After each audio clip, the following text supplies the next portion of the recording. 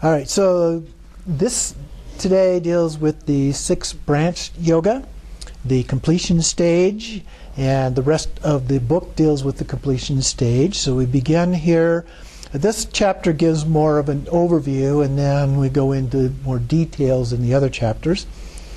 So it begins with the sites of penetrative focusing, a special explanation of the Vajra body. And 3 headings. The first one deals with the channels, then the winds, then the drops. So the host channels, which also has 3 subdivisions, dealing with the 6 channels and 6 chakras. The channels as sites of penetrating focusing, and channels are penetrated during which of the 6 yogas.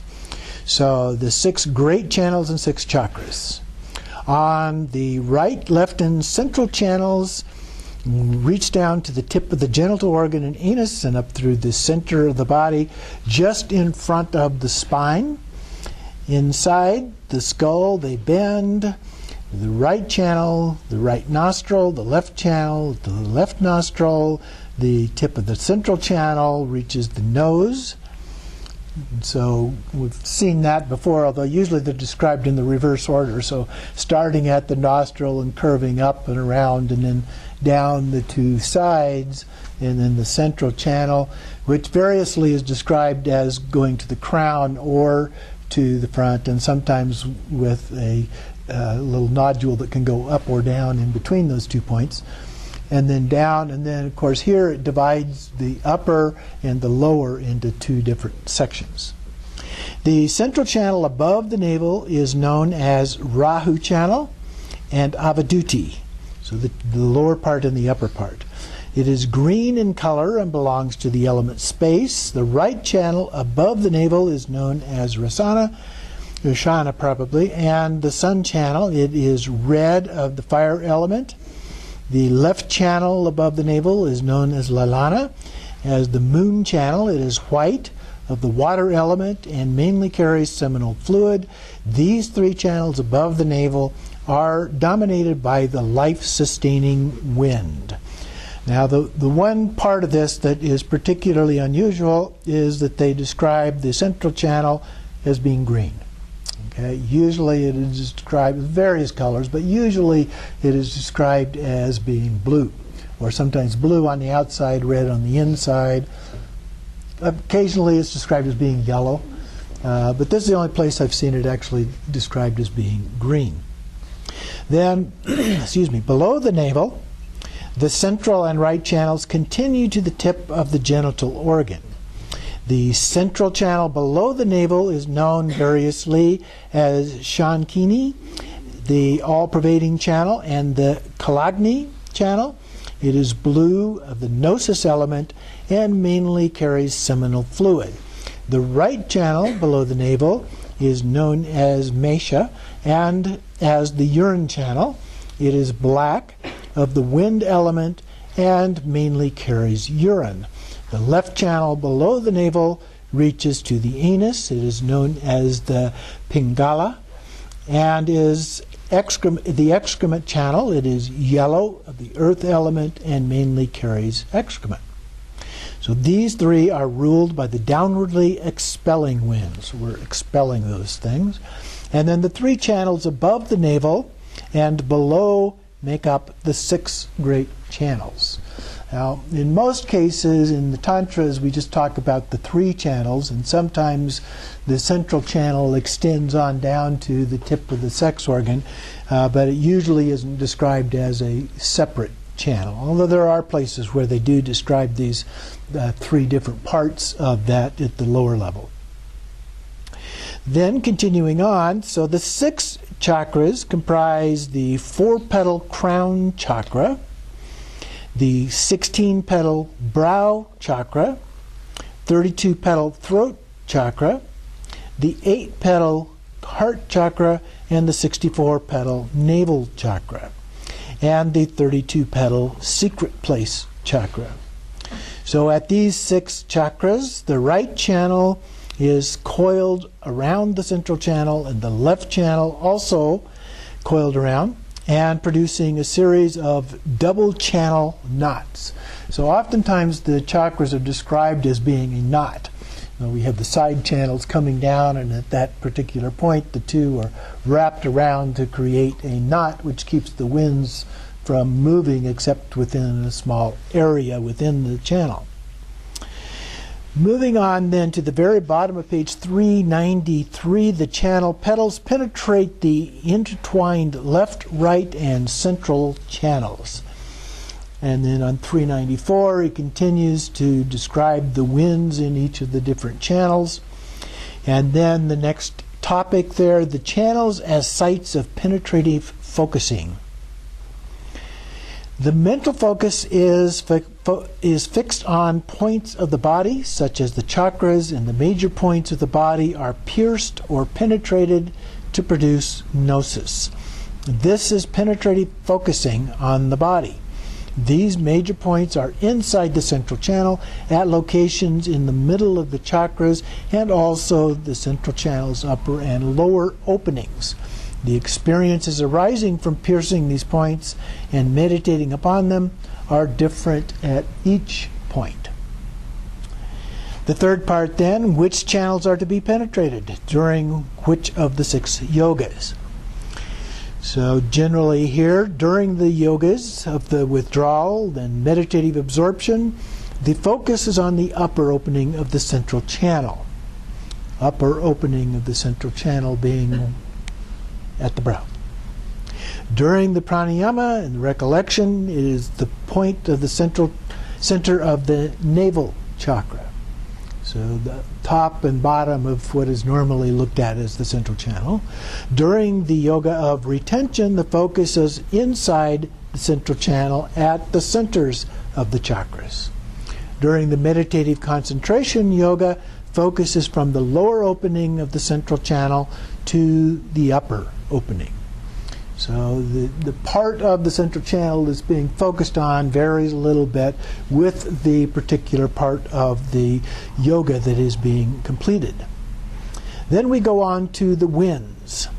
So that's the description of the channels, now the winds.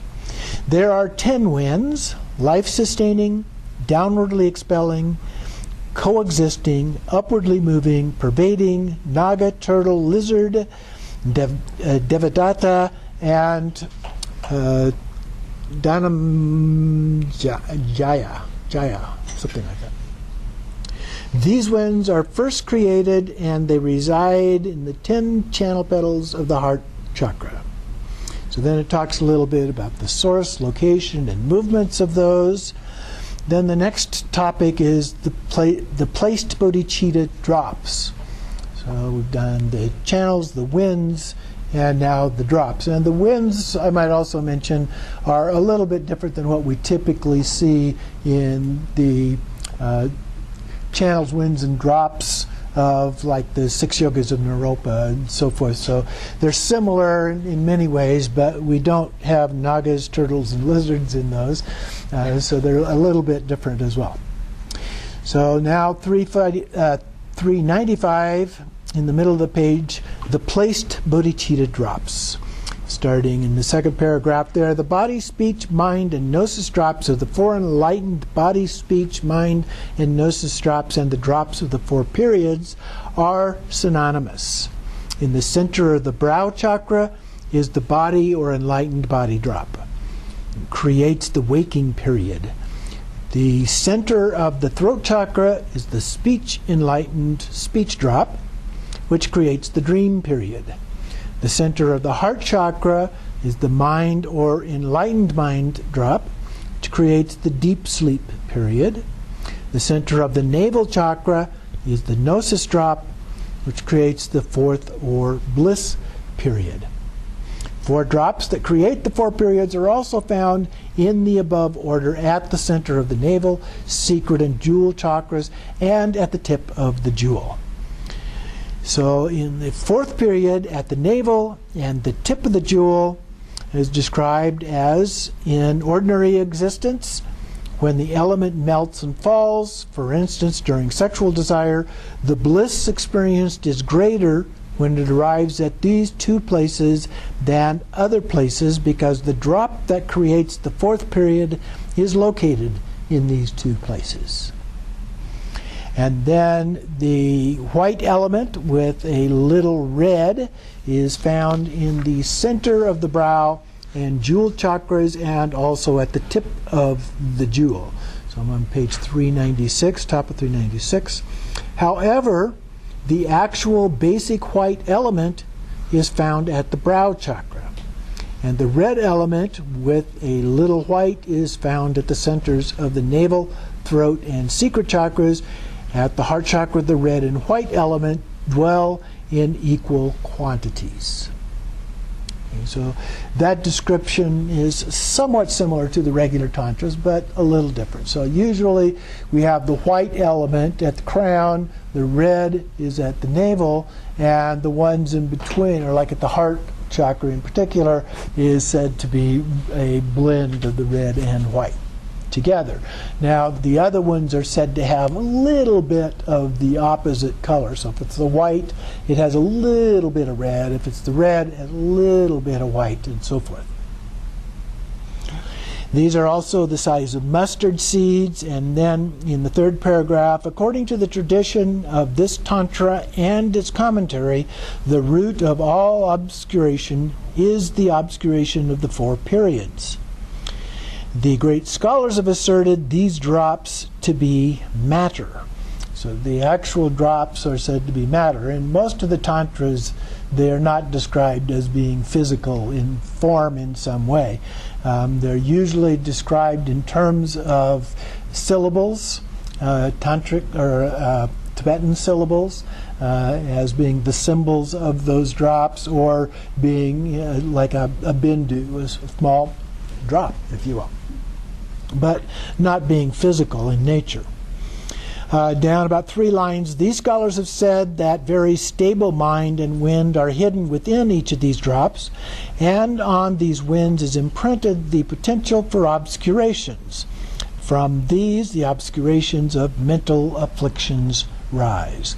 So that's the explanation of how these afflictions come about in the first place.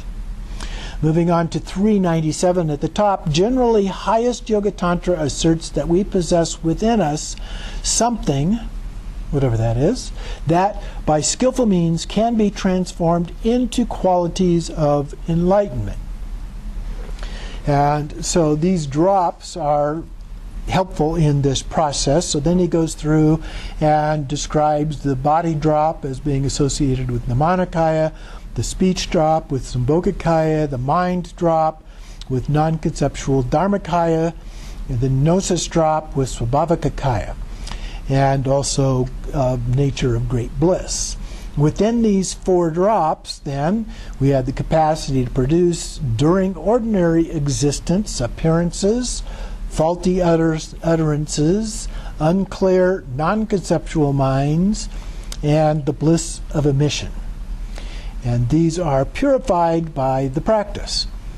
So there are various empty forms, indestructible sound, non-conceptual gnosis, and unchanging bliss that are further purified, and finally come into the Namanikaya form, Sambhogakaya of speech, and the non-conceptual Dharmakaya, as well as Swabhavakakaya of the great unchanging bliss. So that's kind of a transcending bliss as opposed to the normal way that we think about bliss. And then in that last paragraph, in that section, the whole path of the completion stage is a piercing of the channels, winds, and drops. So the next part is penetrative focusing, and a presentation of the 6-branched yoga in that context under 3 headings. The first one at the bottom of the page, general structure of the 6-branched completion stage yoga. The 6 yogas can be condensed into 3: virtue at the beginning, virtue in the middle, and virtue at the end. These are known as the 3 purities. The top of 398, then, they may also be condensed into the 4 Vajras, the 4 yogas, the 4 branches of approximation and accomplishment, and the 4 branches of accomplishment of form, accomplishment of wind, accomplishing bliss, and accomplished bliss. So various labels basically that are used to describe these in different ways, parts. And then he gives some lists here of the first 2 yogas, and then the next 2 yogas, and the last 2 yogas out of the 6, and various parts of those and labels associated with those. Then the next category we have determining the number and order of the yogas. And so here we have in this practice the final attainment is the non-dual gnosis enlightenment, which is a method and wisdom indivisible union of unchanging great bliss and empty form. So the yoga of meditative concentration. Now, I might also point out here that these 6 yogas are presented in reverse order from what they are done in terms of practice. So this would be number 6, the yoga of meditative concentration. Number 5, down below the quote on about the 4th line, it's preceded by the yoga of recollection. So this is number 5. An experience of a great innate bliss induced by relying upon 3 kinds of mudra consorts, which we looked at last time. And then at the top of 399, the bodhicitta element is not emitted but held at the chakras to produce the great bliss. And this must be preceded by the yoga of retention. So that's the 4th one, in which the winds and drops are held unmoving at the very center of the chakras. That in turn is preceded by the yoga of pranayama. So that's the 3rd one, the yoga of pranayama, in which the flow of wind in the left and right channels is halted and made to flow only in the central channel. We saw some of that in the last chapter.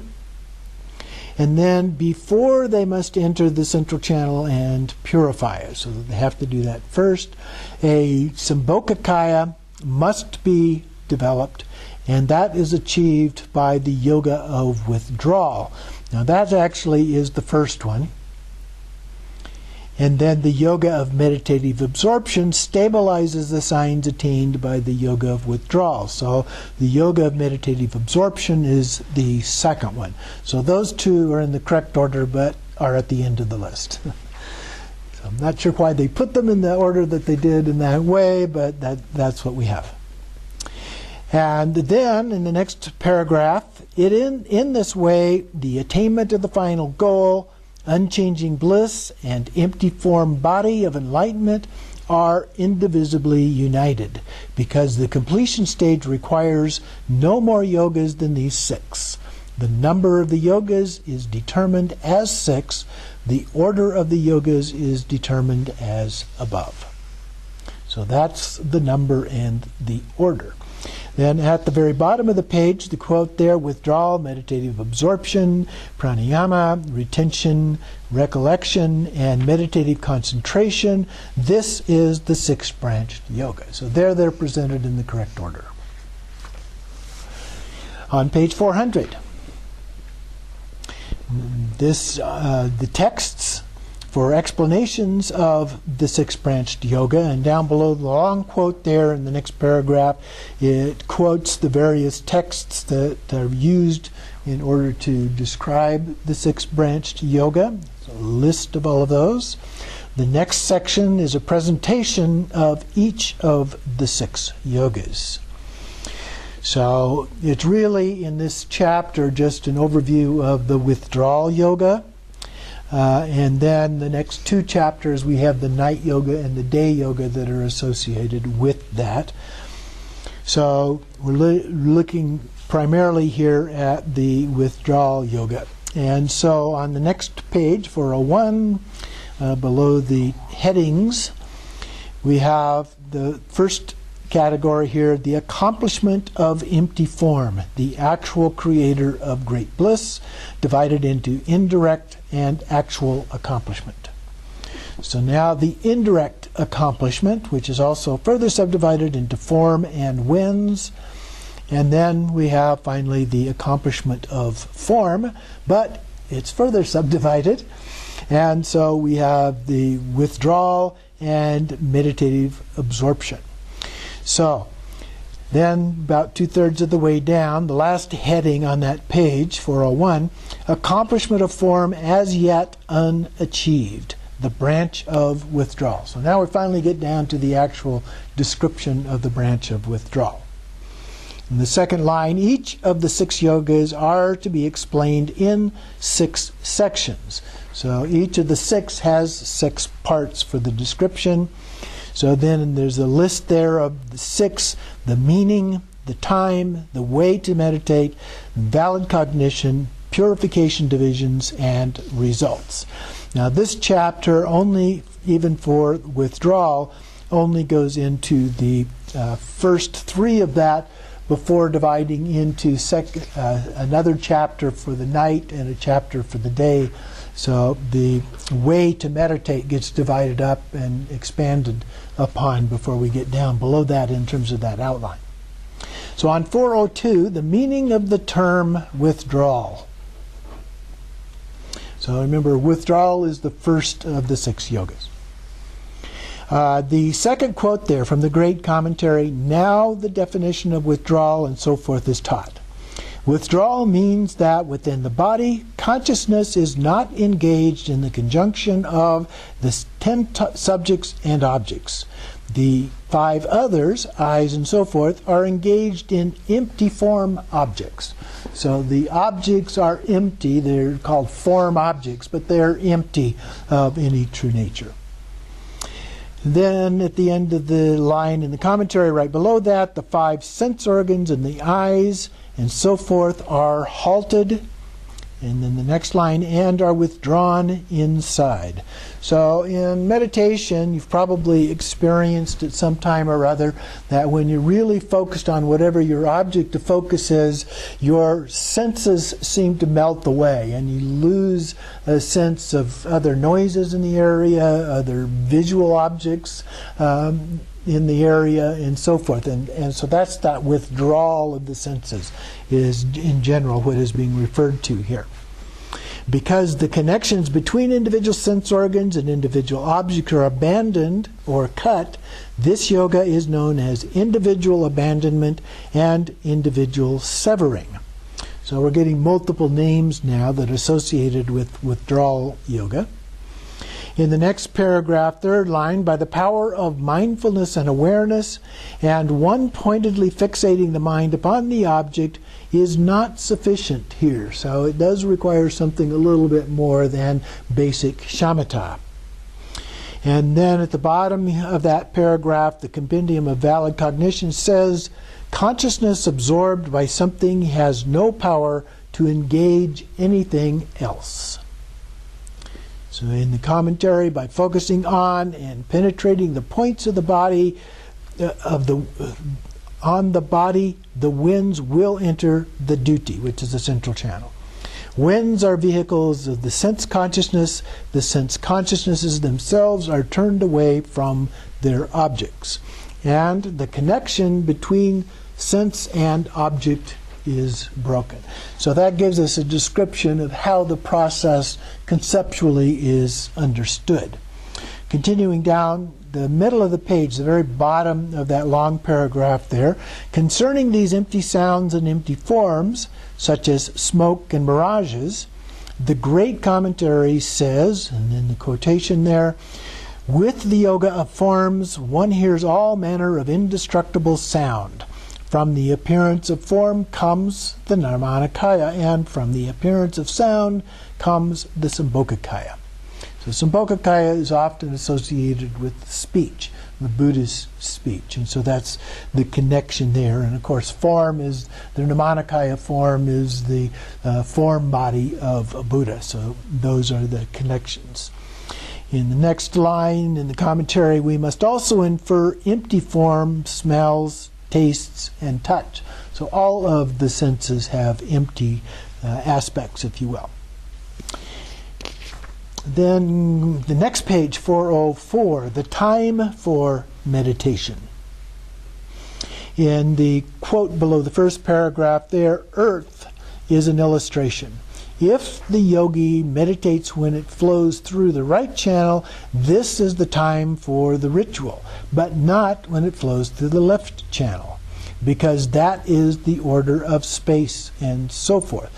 And you recall earlier we talked about these alternating, when we breathe, alternating back and forth between the two channels in the right and the left, and so that's the reference there. This passage teaches the time for the beginning withdrawal meditation, the earth wind passing through the right nostril. So we have to get it at the right time, because as you'll recall, there was this alternating back and forth, but it wasn't the earth wind on one side, then the earth wind on the other. They also moved in order, which means that if you started on the other side, that then you started in the wrong sequence, okay? Or else you had to wait till it got right down to the place where it was the correct aspect of the wind. And then moving down to the last 3 lines of that same paragraph, when the winds flow through the left nostril, they flow in the creation order of space, air, fire, water, and earth. This makes the withdrawal harder, and therefore it is not taught as the time for withdrawal meditation. So giving the explanation of that. Then the way to meditate has 5 outlines, which are listed there. And so we start with the first one, sources for the assertion that during withdrawal, winds must enter the central channel by force of meditation. Okay, so we have alluded to that a number of times before, that we have to get the winds out of the side channels and into the central channel. So the Root Tantra says, meditating on smoke and so forth, mind is made immovable, the central channel is purified. And so down below the next quote in the commentary, during withdrawal, the central channel is purified. And skipping the next quote, it is necessary for the winds to enter the central channel in order to clean the inside of it. The great commentary says, wind in the central channel and so forth speaks of the yoga of withdrawal.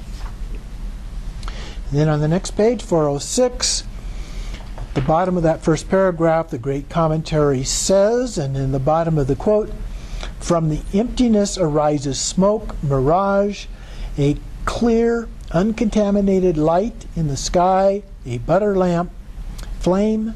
These are seen in the night yoga. We'll get to the night yoga later on in the next chapter. And so during the night yoga of withdrawal process, the winds enter the central channel, causing empty forms to arise. And so the empty forms arise a little bit like a dream. In the commentary on that, from the Gnosis chapter, it says they have colors, but because they are immaterial, there are no colors. Okay, so they appear to be colored, but they're not really colored because they're immaterial. Then on the next page, 407, the middle, the commentary there, meditating on the practices of withdrawal, the winds of the right and left channel are halted and moved to the central channel. So the great commentary says in the quote there, when the forms are seen but have not been generated, we meditate on the nada. A little squiggly thing at the top, the character, the syllable, and by wrathful means bring them to the central channel.